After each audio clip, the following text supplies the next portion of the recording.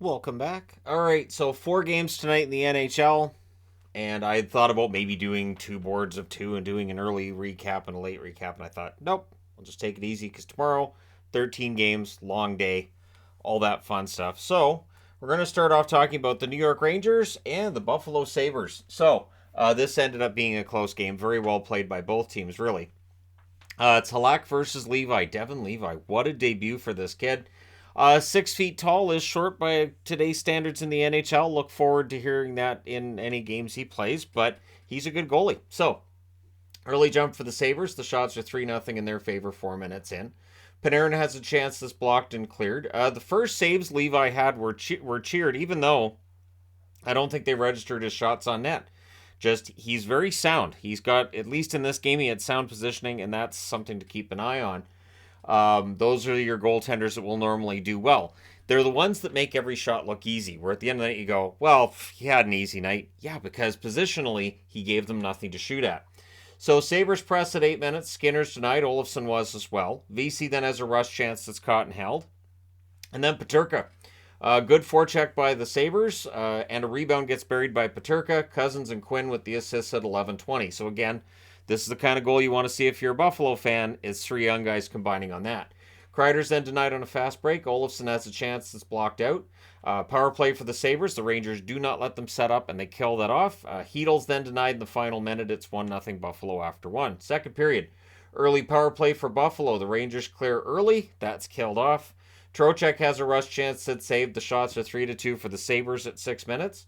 Heedle has a rush chance that's saved. And then it's Greenway, who scores one of his rare goals this year. We'll see if maybe he gets things going down the stretch here. Middlestad and Dahlin with the assists at 7:39. Okposo then has a shot that saved the Sabres press. And it looks like this might get a little bit out of control. But Kakko would answer from Heedle and Lafreniere at 12:17. So there's the kid line. Combining for a goal there. Krebs then has a rush chance that's held. Cousins denied on a net drive. That's cleared out. Things get pushy on a hold by Devin Levi.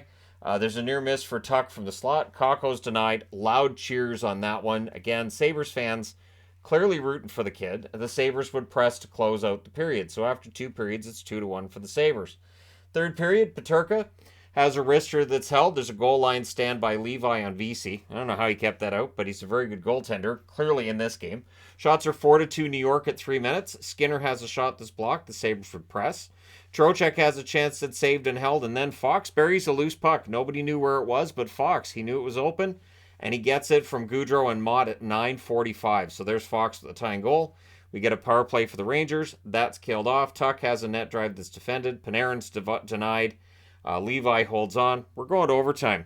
Rangers controlled early. Panarin's denied. There's a post for Tuck on a rush. Dahlin fires one wide. And then Skinner. Skinner scores from Middlestad and Power at 1:49. So Buffalo, huge 2 points here.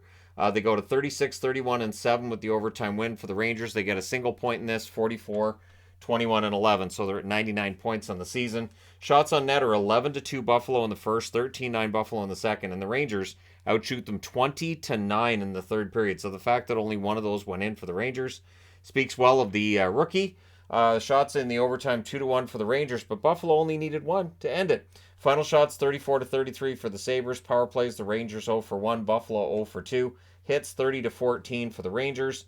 Halak 31 saves on 34 shots. Levi 31 saves on 33 shots. So both goalies played well. It was an entertaining game. All right. Next up, Detroit and Winnipeg. This is exactly what the Jets needed. Desperately needed game. So we'll see with the Jets now. Do they have their confidence back? Will this carry over to the next game? So it's Hellberg versus Hellebuck, which I thought was fun. Both last names starting with Hell. Be a hell of a game. So that's your starting line with the game anyways. Jets press. They can't hit the net. And this is a problem the Jets have had for a couple of games now, where they get the zone time, but every shot's fired wide. It's fired high. And they're just squeezing their sticks a little bit. The shots are a little bit inaccurate. And it's something that's been driving, I would think, Jets fans nuts, because it's been driving me crazy watching it. Stenlund has a shot that's blocked. The Wings clear it out. The shots are 2-1 for Detroit at 4.5 minutes. Wheeler's denied and close, and then on their second shot, they get a goal. Connor tips one in from Dillon and Scheifele at 6:56. Believe they said that's his second goal in 16 games. We then get a power play for the Jets. Lowry's denied. Nino was denied as well. We get some pushing on the hold there. That's killed off. The Jets press after, and eventually they get another one. On a tic-tac-toe play, Wheeler scores his first in 22 games. Ehlers and Nemesnikov with the assists at 11:57. Wings press with 7.5 minutes left. They're kept to the outside. And then Scheifele adds his 39th from Pionk and Connor at 13:34. It's been a while since Scheifele had a goal as well. Jets press with 3 minutes left. Kopp got a nice return video as well during one of the commercial breaks here towards the end of the first period. I miss him in Winnipeg. I do. Andrew Kopp's had a good year for Detroit, but I wish there was a way he would have stayed in Winnipeg. 1:18 left. The Jets get a power play. Sider prevents goal in the closing seconds. So that power play rolls over into the second where the Wings do finish the kill. But at 1:20, not long after that power play ends, DeMello makes it 4-0 from Appleton and Lowry. The Jets then press for another. Wings would press at 4.5 minutes, but they're kept to the outside. Pionk has a screenshot that's kicked aside. Shots are 4-3 for the Wings at 8 minutes. Ehlers is denied as the Jets press. Dubois to Pionk, near miss there. And then Niederreiter gets the second in 8 games from Appleton and DeMello at 13:42. So that's 5 goals from 5 different players. And again, this is great for the Winnipeg Jets, right?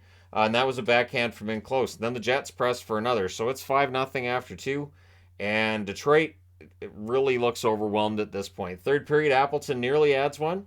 Ernie then has a slot shot that saved. The shots on net are 3-0 Detroit in the third period at 3 minutes. Suitors denied. Hellebuck holds. And then at 5:07, Ehlers buries a loose puck from Wheeler and Nemesnikov. So Wheeler with a goal and an assist in this one. And Ehlers makes it 6 different goal scorers for the Winnipeg Jets. Jets press for another. They draw a power play. But then towards the end of it, it becomes 4-on-4 for 6 seconds. And then the Wings get their only power play. And they score on it. Perron with one that kind of double deflects in at 10:41. And then, just to make the crowd a little bit quieter, at 11:02, 21 seconds later, Veleno adds one from Luff and Ernie. Tipped in, and that was some poor defensive coverage from the Jets on that one. But the Jets recover. They end up getting some pressure with 2 minutes left. The Wings don't try pulling the goaltender because they're down by 4. And your final score is 6-2. The Jets go to 42, 31, and 3. Very important 2 points for them tonight. For the Wings, 33, 33, and 9. So they're unable to replicate the magic of that win over the Carolina Hurricanes. Shots on net, 11-4 Winnipeg in the first, 10-7 Winnipeg in the second, 13-8 Detroit in the third. Final shots, 29-24 for the Jets. Power plays, Detroit 1-for-1, Winnipeg 0-for-3.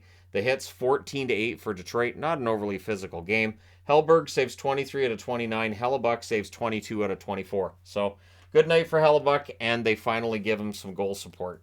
So I'm sure he was quite appreciative of that. Next up, Calgary and Vancouver. Calgary needed this game more than Vancouver, and the shots tell you the story. Markstrom had a little bit of a rough night, though. So, Markstrom versus Demko in this one. The Flames press at 2.5 minutes, but the shots on net are only 2-0 for Calgary at 3.5 minutes. There's more pressure by them, though. Di Giuseppe then is denied as the Canucks press back. Hitting's ramping up. Some dislike in this. It doesn't end up being an overly dirty game, though. Garland would score on one where he stripped Backlund of the puck, and then he scores on the breakaway at 8:30. We then get a power play for the Flames. Hanifin fires one wide. The next one saved. That power play's killed off. There were 6 shots during that power play and 9 attempts. So Vancouver being outplayed by Calgary. The score kind of being a bit of a mirage at this point. Hanifin playing a good game to that stage as well. Flames with some momentum. Demko is the reason this thing's 1-0. Kuzmenko to Garland gets picked off. The Flames go to the power play. It's a 4-minute power play. We get a shorthanded 2-on-1. Bears not able to finish it, but they do end up killing off that power play. 1:10 left. The Canucks get a power play, so that rolls over into the second period, and they score on that power play early in the second. It's Pettersson from Hughes and Kuzmenko at 36 seconds. So that's point number 96 for Elias Pettersson, if you're keeping track at home. And then Toffoli answers from Mangiapane at 2:55. He backhands one in on a net drive. Toffoli would have like 80 goals if he played the Canucks 20 times a year. I swear. Loves playing against Vancouver, and we would see that again later as well. So he has career high in points and assists, and now career high in goals. He's having quite the season. Too many Flames on the ice. The Canucks get a power play. That leads to a shorthanded chance for Backlund that was caught and held. That was pretty good. Pretty aggressive penalty kill by the Flames. They do kill that off. And then at 9 minutes, Coleman buries a rebound. Backlund and Stetcher with the assists on that. The fans then call one. The referee does not. but the Canucks would answer. At 12-12, it's McDonough with his first National Hockey League goal. Buries it in close. Dries and Studnicka with the assist. It was a nice play by Dries to set him up. And so, yeah, there's his first NHL goal. I believe Rathbone got him the puck. Him and Rathbone knowing each other, of course, prior to McDonough arriving in Vancouver. Huberdeau awarded a penalty shot. That was saved. Things get pushy on a Demko hold, and then Stetcher. Remember he played in Vancouver? He scores from Kadri and Dubé at 15:52. It's almost as if the former Vancouver guys come in thinking, I want to play well against Vancouver. But that doesn't stay that way for very long, because Beauvillier answers for Vancouver from Amon and Myers at 16:06. So that makes it 4-3 Vancouver in a game that in no way have they outplayed Calgary. So he buries that one on a 2-on-1 rush. With 1:29 left, the Flames get a power play. So that rolls over into the third. The Canucks do finish the kill. Their penalty kill's been pretty good over the last few weeks, right? There's a press by Calgary at 2 minutes. Shots, though, are 4-1 for the Flames at 4 minutes. One team in this game had something they were really playing for. Wasn't Vancouver, and I thought at points that really showed the Flames having a little bit more intensity. Miller tips one wide and close. Weegar has a net feed that's cleared. The Canucks press with 9.5 minutes left. Toffoli has a one-timer that's caught and held. Kuzmenko has a wraparound that's blocked out. 4:22 left. The Flames get a power play. We end up with a puck in the face on Brisebois. He did skate off, but it was scary at the time. And then Huberdeau scores to tie it from Hanifin and Weegar at 16:47 on a power play that I get the feeling that Talkett's still arguing about. But at any rate, the Flames then go back to the power play. Vancouver does kill that off, and so we go to overtime, tied at 4. Flames control early. Kuzmenko has a shot that's held. Joshua was denied, and immediately thereafter, there's a rush for the Flames, and they score. It's Toffoli from Backlund and Weegar at 3:27. That was on a rush. I was honestly kind of surprised that Joshua was out there. I mean, I like Joshua and all, but I thought it was odd for him, and I think it was Di Giuseppe was the other forward out there.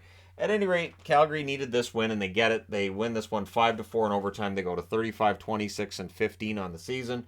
Vancouver 34, 34, and 7. So they're still NHL 500. They cannot get above NHL 500. It's happened once this season.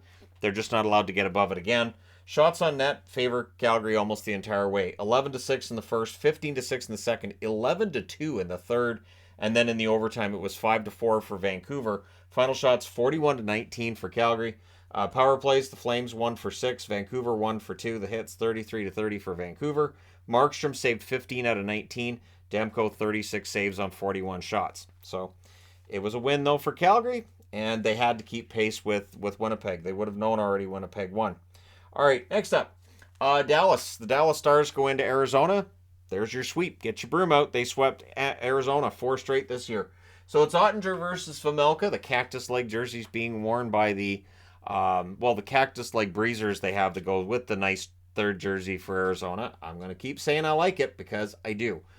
So yeah, nice jerseys. However, that doesn't help them get the lead early. Dallas gets the early lead. It's Pavelski from Lindell and Robertson at 123. He got that one from in close. Surprised.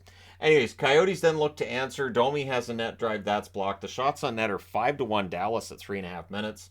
Then there's a power play for the Coyotes, and they score on it. It's Valimaki from, I almost said Vejmelka. Valimaki from Keller and Boyd at 5:32. So there's Keller with another point. He's getting closer and closer to that team record held by Keith Tkachuk. And he wired that one from the point. A bit of a screen in front, and it goes in. It's a tie game. Coyotes press for the lead. There was a press by them again at the 9-minute mark. Hintz had a turnover rush chance. That was saved. Near miss for Krause as the Coyotes press, and then Mackey fires one top shelf. Boyd and Fisher with the assists at 15-14. With 1:26 left, the Stars get a power play. So that rolls over into the second period. The Coyotes finish the kill there. And then Hintz at 53 seconds. So not long after that power play is done, he scores from Haskin and Pavelski. It was a good cycle, and he roofs it. So Rope Hintz continues his remarkable season too. Stars press at 5 minutes. The shots on net are 3-0 in their favor 7.5 minutes in. Dodonov has a net feed. That's picked off. There's a near miss for Boyd as the Coyotes press. Boyd fires high on his next opportunity. So missing wide, firing high, but he's all around the net there. 3:32 left. The Stars get a power play. Heiskanen has a shot that's deflected wide. That power play's killed off. But the Stars have momentum. There's some missed shots going on here for Dallas, but they're getting a lot of zone time, and eventually one of them goes in. and it's Robertson with his 42nd of the season from Hintz and Heiskanen at 1938. So that's a goal and an assist for him. He's 7 points from 100 too. And that was from the slot. That was on a turnover as well. So they forced the turnover in the Coyote zone in the final minute and they make him pay. So going to the third period, they are up 3-2. Early jump for the Stars as well in the third. Krause has a one-timer from the slot that's held. Dallas would get a power play and they would score on it. It is Jamie Benn from Robertson and Heiskanen at 4:56. So that's a 3-point game for Robertson. Coyotes press for response. McBain has a net drive that's defended. They really weren't giving very much at the net to Arizona. It's a really, really good defensive game for Dallas. Really encouraging, honestly, to see Dallas do this. Now, I understand it's Arizona. I get it. So we'll see how they do tomorrow against Colorado. But this is a warm-up. Wasn't bad. So power play for Arizona, that's killed off. The Stars then get a 4-minute power play with 7:47 left. It really felt like they were just trying to kill the clock at this point more than score the goal. So Johnston has a shot that's held. Power play's killed off. There were 4 shots. I don't know how many of those were dangerous other than the Johnston one. 2:32 left. The goalie gets pulled by Arizona, and that allows the empty netter to take place. Domi gets his 20th of the season from Lindell at 18:59. Dallas wins this one 5-2. They go to 41, 20, and 14 with the win. Arizona 27, 36, and 13 with the loss. Shots on net 9-8 Arizona in the first, 11-4 Dallas in the second, 12-4 Dallas in the third. Final shots 31-17 for Dallas. Power plays Dallas 1 for 5, Arizona 1 for 2. The hits 22-17 for Arizona. Ottinger saves 15 out of 17 at one end. Vejmelka saves 26 out of 30 at the other. So Ottinger wasn't very busy. Vejmelka was. I thought Vejmelka played well, kept it as close as he could. But in the end, Dallas comes out with the win. So there you go. Let me know your thoughts in the comment section below, as always. Don't forget to hit like and subscribe if you're browsing your way through you just happened upon this video. Thank you guys so much for watching, for all your support. Remember, it's April tomorrow. March is done. We're getting close to the playoffs. Thanks again for all your support. I will talk to you guys again soon.